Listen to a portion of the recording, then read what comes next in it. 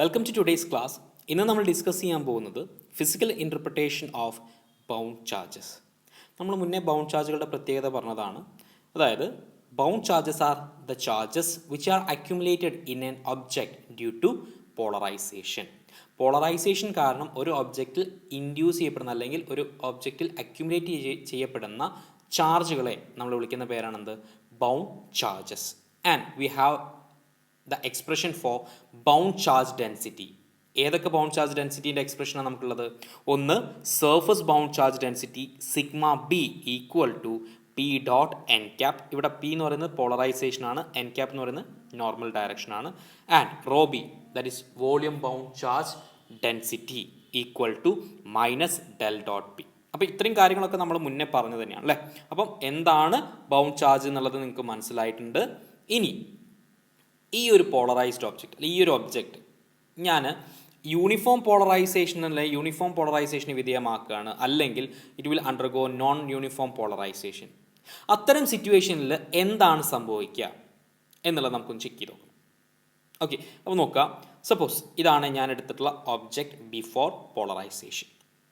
ഞാൻ എടുത്തിട്ടുള്ള ഒബ്ജക്റ്റ് പോളറൈസേഷന് മുന്നേ ഈ ഒരു അവസ്ഥയിലാണ്. ഇതിൽ നിങ്ങൾക്ക് നോക്കിയാൽ മനസ്സിലാവും ഡൈപോളുകളൊക്കെ റാൻഡം ആയിട്ട് അറേഞ്ച് ചെയ്തിട്ടുണ്ട് അല്ലേ. അതായത് ഇൻഡിവിജ്വൽ മോളിക്യൂൾ ആയിട്ടുള്ള ഡൈപോളുകളൊക്കെ റാൻഡം മോഡലിൽ അറേഞ്ച് ചെയ്തിട്ടുണ്ട്.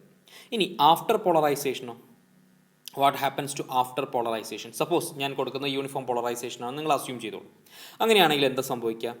ഈ റാൻഡം ഓറിയൻറ്റേഷനുള്ള ഈച്ച് മോളിക്യൂൾ അല്ലെങ്കിൽ ഈച്ച് സ്മോൾ ഡൈപോൾസ് എന്ത് ചെയ്യും? It will align in a particular direction, അല്ലെങ്കിൽ ഇതൊരു ലോങ് സ്ട്രിങ് ആയിട്ട് എന്ത് ചെയ്യും? അറേഞ്ച് ചെയ്യപ്പെടും. അപ്പോൾ ഈ ലോങ് സ്ട്രിങ് ആയിട്ട് അറേഞ്ച് ചെയ്യപ്പെടുന്ന സമയത്ത് നിങ്ങൾ ശ്രദ്ധിച്ചാൽ മനസ്സിലാവും. ഈ സെൻറ്റർ പോർഷനുകൾ നിങ്ങളൊന്ന് നോക്കിയേ. ഇതിപ്പോൾ ഞാൻ എടുക്കുന്ന ഒരു ഡൈപോളാണെന്ന് ചോദിക്കാം, വേണ്ട, ഈ ഒരു സ്ട്രിങ് എടുക്കാം. ഈ സ്ട്രിങ്ങിൽ ഇതൊരു ഡൈപോൾ, ഇത് അടുത്തൊരു ഡൈപോൾ, ഇത് അടുത്തൊരു ഡൈപോൾ. ക്ലിയർ അല്ലേ? അപ്പോൾ ഇത് ഇതിൻ്റെ ഹെഡാണ്, ഈ ഡൈപോളിൻ്റെ ഹെഡാണിത്, ഇതിൻ്റെ ടെയിലാണ്. അപ്പോൾ സ്വാഭാവികമായിട്ടും ഈ ഡൈപോളിൻ്റെ ഹെഡ് ഇതും ടെയിൽ ഇതും.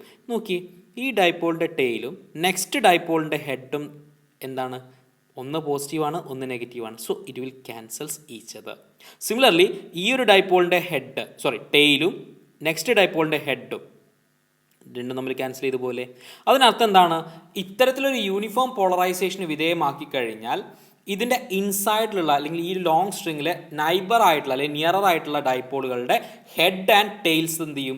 ക്യാൻസൽ ചെയ്ത് പോകും. ഇവിടെ ഹെഡ് ആൻഡ് ടെയിൽ എന്ന് പറയാൻ കാരണം ഹെഡ് പോസിറ്റീവ് ആണെങ്കിൽ ടെയിൽ നെഗറ്റീവ് ആയിട്ടുള്ള രീതിയിലാണ് ഇത് എന്ത് ചെയ്യുക? ഈ ഒരു ലോങ് സ്ട്രിങ് അറേഞ്ച് ചെയ്യപ്പെടുന്നത്. അപ്പം ഹെഡ് ആയിട്ടുള്ള പോസിറ്റീവ് ചാർജും തൊട്ടടുത്തുള്ള ഡൈപോളിൻ്റെ ടെയിൽ ആയിട്ടുള്ള നെഗറ്റീവ് ചാർജുകൾ എന്ത് ചെയ്യും? ബാലൻസ്ഡ് ആയിട്ട് എന്ത് ചെയ്യും? അത് സീറോ ആയിട്ട് പോകും, അല്ലെങ്കിൽ നള്ളിഫൈ ചെയ്ത് പോവുകയാണ് ചെയ്യുന്നത്. പക്ഷേ ഇവിടെ നിങ്ങൾ ശ്രദ്ധിക്കേണ്ടത്, ഇവിടെ ചാർജുകൾ എവിടെ മാത്രം എക്സിസ്റ്റ് ചെയ്യും? ഈ രണ്ട് എൻസിൽ എന്ത് ചെയ്യും? എക്സിസ്റ്റ് ചെയ്യും. കാരണം ഈ രണ്ട് എൻസിൽ എന്താണ്? ഈ ചാർജുകൾ അൺബാലൻസ്ഡ് ആണ്. ഈ ഒരു ഇൻറ്റീരിയർ പോർഷനിൽ മാത്രമാണ് എന്ത് ചെയ്യുന്നത്? ചാർജുകളുടെ ഈ രണ്ട് ഡൈപോൾ, നിയറർ ആയിട്ടുള്ള ഡൈപോളുകളുടെ ചാർജുകൾ എന്ത് ചെയ്ത് പോകുന്നത്? ക്യാൻസൽ ചെയ്ത് പോകുന്നത്. പക്ഷേ എൻഡിലുള്ള സെക്ഷനിൽ, എൻഡ് സെക്ഷനിൽ എന്ത് ചെയ്യുന്നുണ്ട്? ചാർജുകൾ അൺബാലൻസ്ഡ് ആയിട്ട് തന്നെയാണ് നിൽക്കുന്നത്. അപ്പോൾ അതിനർത്ഥം എന്താണ്? The charges will remain only on the surface after uniform polarization. Uniform പോളറൈസേഷന് ശേഷം ചാർജുകൾ എവിടെ മാത്രമേ അക്യുമുലേറ്റ് ചെയ്യുള്ളൂ? Only on the surface. ഇൻസൈഡിൽ ഈ ക്യാൻസലേഷൻ കാരണം എന്തുണ്ടാവില്ല? ഒരു തരത്തിലുള്ള ചാർജുകളും ഉണ്ടാവില്ല. അപ്പോൾ നമുക്കതൊന്ന് സ്റ്റേറ്റ്മെൻ്റ് ആയിട്ട് പറഞ്ഞു നോക്കാം. എന്താ?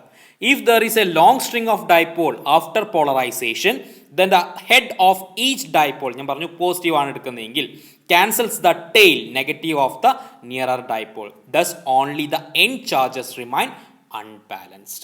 ശരിയല്ലേ? അപ്പോൾ നോക്കാം. So after uniform polarization only surface charge exists. അപ്പോൾ യൂണിഫോം പോളറൈസേഷൻ്റെ കാര്യം നമ്മൾ പറഞ്ഞു കഴിഞ്ഞു. പക്ഷേ നോൺ യൂണിഫോം പോളറൈസേഷൻ ആണെങ്കിൽ എന്തായിരിക്കും സംഭവിക്കുക? നിങ്ങൾക്കറിയാം, നോൺ യൂണിഫോം പോളറൈസേഷൻ്റെ പ്രത്യേകത എന്താ?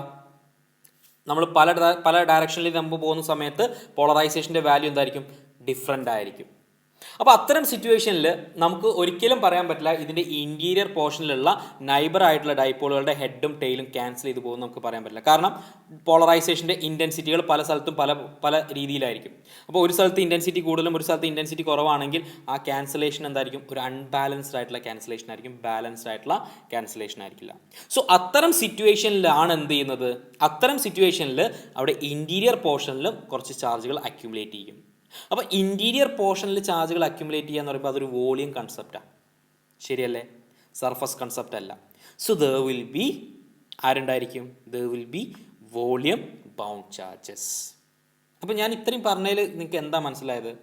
അതായത് നമ്മുടെ പോളറൈസേഷൻ യൂണിഫോം പോളറൈസേഷൻ ആയിരുന്നെങ്കിൽ there will be only surface bound charges. കാരണം ഉള്ളിലുള്ളതൊക്കെ എന്ത് ചെയ്തു പോകും? ബാലൻസ്ഡ് ആയിട്ട് ക്യാൻസൽ ചെയ്തു പോകും.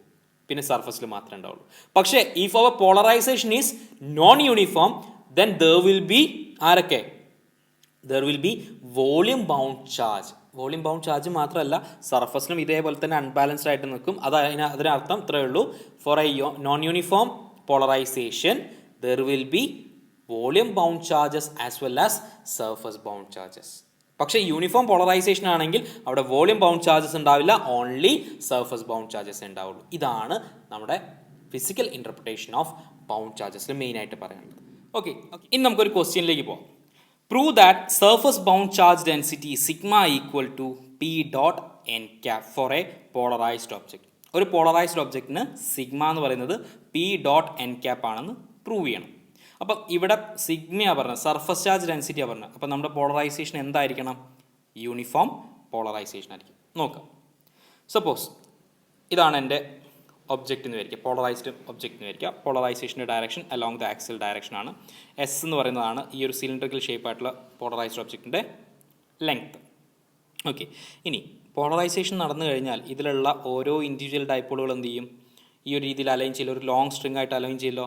മാത്രമല്ല ഇവിടെ നോക്കുക, യൂണിഫോം പോളറൈസേഷൻ ആയതുകൊണ്ട് തന്നെ നൈബറായിട്ടുള്ള ഡൈപോളുകളുടെ ഹെഡും ടെയിലും തമ്മിൽ എന്ത് ചെയ്തു പോകും? ക്യാൻസൽ ചെയ്തു പോകും അല്ലേ?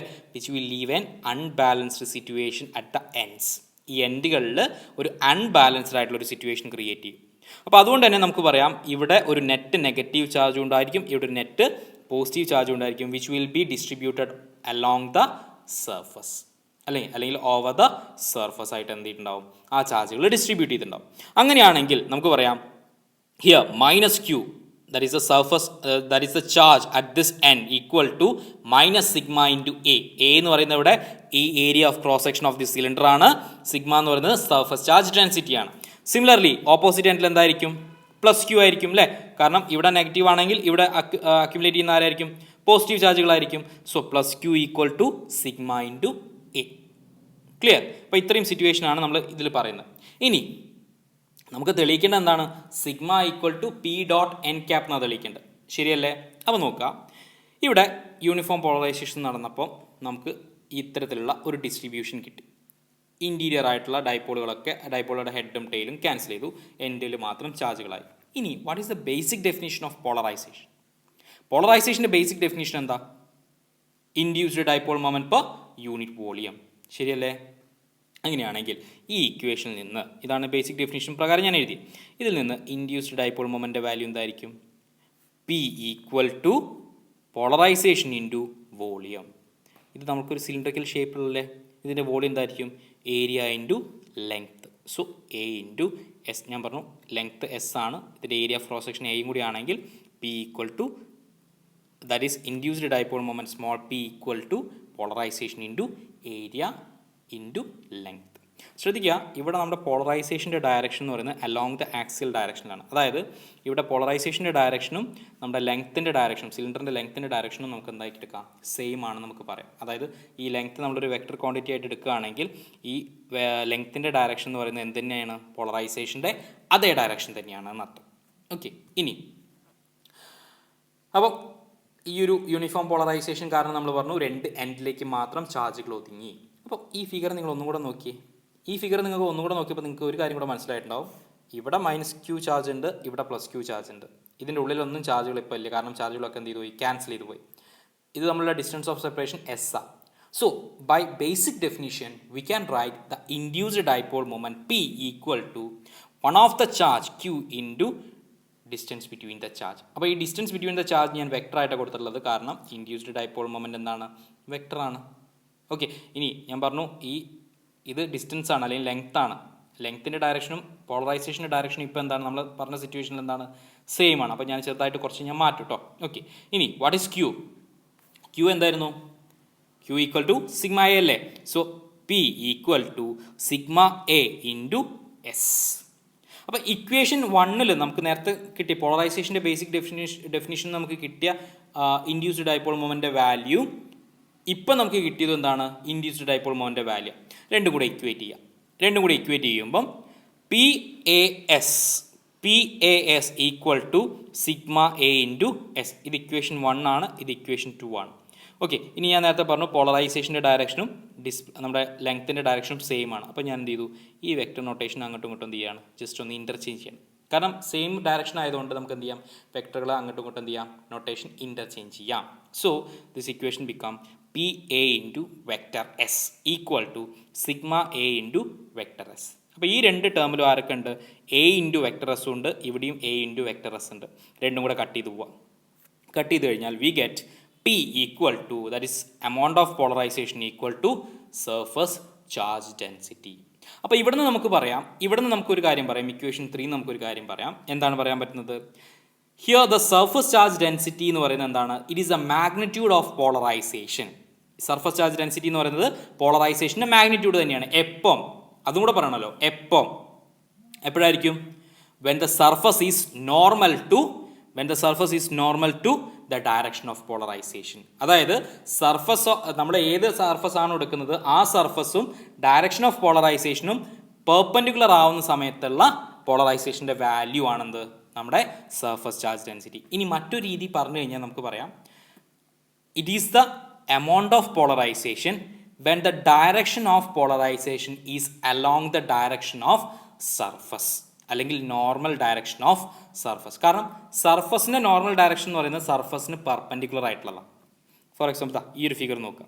ഈ ഒരു ഫിഗറിൽ ഇപ്പോൾ നമ്മൾ നേരത്തെ കൺസിഡർ ചെയ്ത അതേ ഫിഗർ തന്നെയാണ്. ഇതാണല്ലോ സർഫസ്. ഞാൻ ആദ്യം പറഞ്ഞ കൺസെപ്റ്റ് എന്താണ്? ഈ സർഫസും നമ്മുടെ ഡയറക്ഷൻ ഓഫ് പോളറൈസേഷനും പെർപെൻഡിക്കുലർ ആകുമ്പോൾ, അപ്പോൾ ഇതാണ് സർഫസ്, അപ്പോൾ ഇത് അല്ലേ ഡയറക്ഷൻ ഓഫ് പോളറൈസേഷൻ, ഇത് രണ്ടും നോർമൽ ആവുന്ന കേസ്. അല്ലെങ്കിൽ ഞാൻ പറഞ്ഞത് എന്താണ്? ഡയറക്ഷൻ ഓഫ് പോളറൈസേഷനും സർഫസിൻ്റെ ഡയറക്ഷനും സെയിം ആവുന്ന സമയത്ത് ഈ സർഫസിൻ്റെ ഡയറക്ഷൻ എന്താ? ഇത് സർഫസ് അല്ല ഞാൻ ഇപ്പം പറയുന്നത്. സർഫസിൻ്റെ ഡയറക്ഷൻ എന്താ? ഈ സർഫസിൻ്റെ നോർമൽ ഡയറക്ഷൻ അല്ലേ? അതും ഇതേ ഡയറക്ഷനിലല്ലേ തന്നെ അല്ലേ? അപ്പം ഒന്നെങ്കിൽ നമുക്ക് പറയാം if the direction of polarization is perpendicular to surface, അല്ലെങ്കിൽ if the direction of polarization is parallel to the direction of surface എന്നും പറയാം. ഓക്കെ, ഇനി അപ്പോൾ അത് വെച്ചിട്ടാണ് ഞാൻ ഈ ഒരു സ്റ്റേറ്റ്മെൻറ്റ്, താഴെ പറഞ്ഞുള്ള സ്റ്റേറ്റ്മെൻറ്റ് പറഞ്ഞത്. So amount of polarization sigma എന്ന് പറയുന്നത് എന്തുതന്നെയാണ്? Amount of polarization when the direction of polarization is normal to the surface. Okay, ഇനി അതല്ല, നമ്മുടെ കേസിലെടുക്കുന്ന ഒബ്ജക്റ്റിൻ്റെ ഒരു എൻഡ് ഒരു ഇൻക്ലൈൻഡ് ഫേസ് ആണെന്ന് വിചാരിക്കാം. ഇൻക്ലൈൻഡ് ഫേസ് എന്ന് പറഞ്ഞാൽ ഈ ഒരു പോളറൈസേഷൻ ഡയറക്ഷന് ഒരു പെർട്ടിക്കുലർ ആംഗിൾ തീറ്റ മേക്ക് ചെയ്തിട്ടാണ് സർഫസ് എന്ന് വിചാരിക്കാം. അങ്ങനെയാണെങ്കിൽ എന്തായിരിക്കും നമുക്ക് ജനറലായിട്ട് നമുക്ക് സർഫസ് ചാർജ് ഡെൻസിറ്റിൻ്റെ എക്സ്പ്രഷൻ കിട്ടുക? കാരണം നമ്മളിപ്പം പറഞ്ഞത് ഒരു പെർട്ടിക്കുലർ കേസാണ്. എപ്പോഴാണോ നമ്മുടെ സർഫസ് പോളറൈസേഷന് നോർമൽ ആവുന്നത് അപ്പം എമൗണ്ട് ഓഫ് പോളറൈസേഷൻ എന്ന് പറയുന്നത് സിഗ്മ തന്നെയാണ്. പക്ഷേ നമുക്ക് വേണ്ടത് എന്താണ്? Sigma equal to P dot N cap എന്നുള്ള ആ ഒരു എക്സ്പ്രഷനാണ് വേണ്ടത്. അതാണ് പ്രൂവ് ചെയ്യേണ്ടത്. അപ്പോൾ അതിന് വേണ്ടിയിട്ടാണ് ഞാൻ ഈ രണ്ടാമത്തെ ഫിഗർ ഞാൻ കൺസിഡർ ചെയ്യുന്നത്. നോക്കുക, ഇവിടെ നമ്മുടെ ഇൻക്ലൈൻഡ് പ്ലെയിൻ ആണ് മേക്കിംഗ് ആൻ ആംഗിൾ തീറ്റ. അപ്പോൾ നമ്മൾ നേരത്തെ പറഞ്ഞ അതേ ഡെഫിനിഷൻ തന്നെയാണ് ഇവിടെയും ഞാനിത് കാൽക്കുലേറ്റ് ചെയ്യാൻ വേണ്ടി യൂസ് ചെയ്യുന്നത്. നമ്മൾ നേരത്തെ പറഞ്ഞത് എന്താ? The surface charge density is the amount of polarization normal to the surface ആണ് അല്ലേ? അപ്പം ഇവിടെ പോളറൈസേഷൻ, ഈ സർഫസിന് നോർമലായിട്ടുള്ള പോളറൈസേഷൻ്റെ ഏത് കോമ്പണൻ്റാണ് ഉള്ളത്? നമ്മൾ നേരത്തെ പറഞ്ഞത് എന്താണ്? എമൗണ്ട് ഓഫ് പോളറൈസേഷൻ, അതായത് സർഫസ് ചാർജ് ഡെൻസിറ്റി എന്ന് പറയുന്നത് എന്താണ്? Amount of polarization normal to the face ആണ്. അപ്പോൾ ഇതാണ് നമ്മുടെ ഫേസ്. ഈ ഫേസിന് നോർമൽ ആയിട്ടുള്ള പോളറൈസേഷൻ്റെ വാല്യൂ എത്രയാണ്? പറഞ്ഞോളൂ. ഇത് തീറ്റയല്ലേ? അപ്പോൾ പി ഞാൻ ഹൈപ്പോട്ടനീസ് ആക്കി എടുത്തു കഴിഞ്ഞാൽ ഇത് അഡ്ജസ്റ്റൻറ്റ് സൈഡ് അല്ലേ? So this is P cos theta. അതിനർത്ഥം പി കോസ് തീറ്റ എന്ന് പറഞ്ഞ വാല്യൂ ആണ് ഇപ്പം നമ്മുടെ സർഫസിന് നോർമൽ ആയിട്ടുള്ള പോളറൈസേഷൻ്റെ വാല്യൂ. അല്ലെങ്കിൽ P cos theta is the component of polarization which is normal to surface now. അങ്ങനെയാണെങ്കിൽ നോക്കിയേ, നമുക്ക് എങ്ങനെ എഴുതാം? Sigma equal to P cos theta എന്ന് എഴുതിക്കൂടെ? നമ്മൾ നേരത്തെ പറഞ്ഞ അതേ കാര്യം തന്നെയാണ് ഇവിടെ. Now consider the second figure where the polarized cylinder is having one end face inclined at an angle theta with the direction of polarization. എന്നിട്ട് നമ്മൾ എന്ത് ചെയ്യുന്നു? നമ്മുടെ ബേസിക് ആയിട്ടുള്ള ഡെഫിനിഷൻ പറഞ്ഞു. Surface charge density on the inclined plane equal to amount of polarization normal to the face, അല്ലെങ്കിൽ surface തന്നെയാണ്. അപ്പം നമുക്ക് ഇപ്പം കിട്ടിയത് എന്താണ്? ഇൻക്ലൈൻഡ് പ്ലെയിൻ ആയപ്പോൾ നമുക്ക് കിട്ടി നമ്മുടെ പോളറൈസേഷൻ്റെ ഏത് കോമ്പണൻ്റ് ആണ് സർഫസിന് നോർമലായിട്ട് വരുന്നത്? അത് പി കോസ് തീറ്റ ആണ്. So surface charge density sigma equal to P cos തീറ്റ.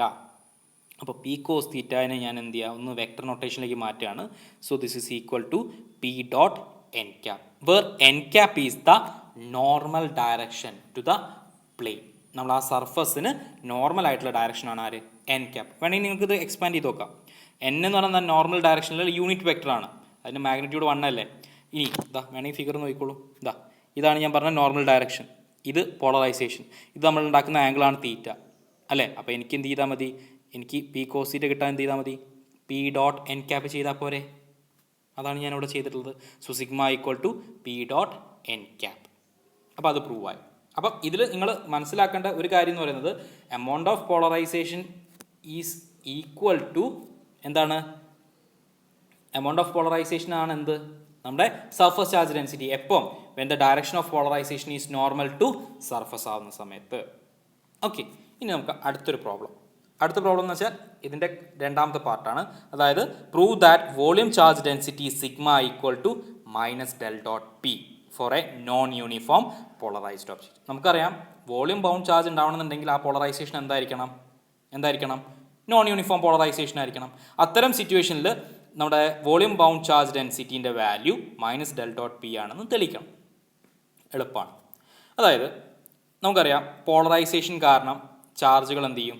ചാർജുകൾ റീഓറിയൻറ്റ് ചെയ്യാൻ തുടങ്ങും. അപ്പം ഒരു പെർട്ടിക്കുലർ പോളറൈസേഷൻ്റെ സിറ്റുവേഷൻ ആണെന്ന് നിങ്ങൾ ആലോചിച്ചോളൂ. എൻ്റെ കയ്യിലൊരു മെറ്റീരിയൽ അല്ലെങ്കിൽ ഒരു ഒബ്ജക്റ്റ് ഉണ്ട്. ഞാൻ അതിനെ പോളറൈസേഷൻ അണ്ടർഗോ ചെയ്യുന്ന സമയത്ത് പോസിറ്റീവ് ചാർജുകളൊക്കെ ഒരു ഡയറക്ഷനിലേക്കും നെഗറ്റീവ് ചാർജുകളൊക്കെ ഓപ്പോസിറ്റ് ഡയറക്ഷനിലേക്കാണ് പോവുക. ശരിയല്ലേ? അപ്പം ഈ ഒരു സിറ്റുവേഷനിൽ പോസിറ്റീവ് ചാർജുകളൊക്കെ സർഫസിലേക്ക് പുഷ് ചെയ്തു എന്ന് വിചാരിക്കാം. അപ്പോൾ നെഗറ്റീവ് ചാർജുകളൊക്കെ എന്താ ചെയ്യുക? ഈ മെറ്റീരിയലിൻ്റെ ഉള്ളിലേക്കാണ് അല്ലേ, അതായത് ആ ഒരു എൻറ്റയർ വോളിയത്തിലേക്ക് എന്ത് ചെയ്യാൻ തുടങ്ങും? അക്യുമുലേറ്റ് ചെയ്യാൻ തുടങ്ങും. So we know that due to polarization positive charges are pushed out to the surface and negative charges get accumulated within the volume. അപ്പം ഒരു ചാർജ് അത് പോസിറ്റീവ് ആയിക്കൊള്ളുന്നില്ല. അപ്പം നെഗറ്റീവ് ചാർജ് ആണ് സർഫസിലേക്ക് വരുന്നതെങ്കിൽ പോസിറ്റീവ് ചാർജ് ആയിരിക്കും ഇവിടെ നമ്മുടെ ആ വോളിയത്തിൻ്റെ ഉള്ളിൽ വിത്തിൻ ദ വോളിയം അക്യുമുലേറ്റ് ചെയ്യുന്നുണ്ടാവും. പക്ഷേ ഇവിടെ നിങ്ങളൊരു മനസ്സിലാക്കേണ്ട ഒരു കാര്യം എന്ന് പറയുന്നത് എത്ര ചാർജാണോ സർഫസിലേക്ക് അക്യുമുലേറ്റ് അല്ലെങ്കിൽ സർഫസിലേക്ക് പുഷ് ചെയ്യപ്പെട്ടത് അത്രയും എമൗണ്ട് ഓഫ് ചാർജ് തന്നെയായിരിക്കും എവിടെ ഉണ്ടാവുക? ഈ വോളിയത്തിൽ അടങ്ങിയിട്ടുണ്ടാവുക. അപ്പം നമുക്ക് അവിടെ പറയാം volume bound charges within the volume equal, പക്ഷേ സൈൻ എങ്ങനെയാണ്? Opposite to the surface charge. അതായത് പുറത്ത് എത്രയാണോ പോസിറ്റീവ് ചാർജുകൾ അക്യുമുലേറ്റ് ചെയ്തിട്ടുള്ളത് പോളറൈസേഷൻ കാരണം അത്രയും എമൗണ്ട് ഓഫ് നെഗറ്റീവ് ചാർജുകളായിരിക്കും എവിടെ അക്യുമുലേറ്റ് ചെയ്തിട്ടുണ്ടാവുക? ആ വോളിയത്തിൻ്റെ ഉള്ളിൽ അല്ലെങ്കിൽ ആ മെറ്റീരിയലിൻ്റെ ഉള്ളിൽ എന്ത് ചെയ്തിട്ടുണ്ടാവുക? അക്യുമുലേറ്റ് ചെയ്തിട്ടുണ്ടാവുക എന്നർത്ഥം. സിമ്പിളായിട്ട് പറഞ്ഞു കഴിഞ്ഞാൽ Q surface equal to minus Q volume എന്നുള്ളൊരു കൺസെപ്റ്റ് ആക്കി എടുക്കാം. ഓക്കെ, ഇനി what is total charge inside the object due to polarization? അതെന്തായിരിക്കും? Volume integral rho D tau. Rho എന്ന് പറയുന്നത് എന്താണ്? വോളിയം ചാർജ് ഡെൻസിറ്റിയാണ്. അപ്പോൾ ടോട്ടൽ ചാർജ് കിട്ടാൻ എന്ത് ചെയ്താൽ മതി? എൻറ്റയർ വോളിയം കൊണ്ട് എന്ത് ചെയ്ത് ഇൻറ്റഗ്രേറ്റ് ചെയ്താൽ മതി, വോളിയം ഇൻറ്റഗ്രേറ്റ് ചെയ്താൽ മതി. Okay, let it be equation number 1.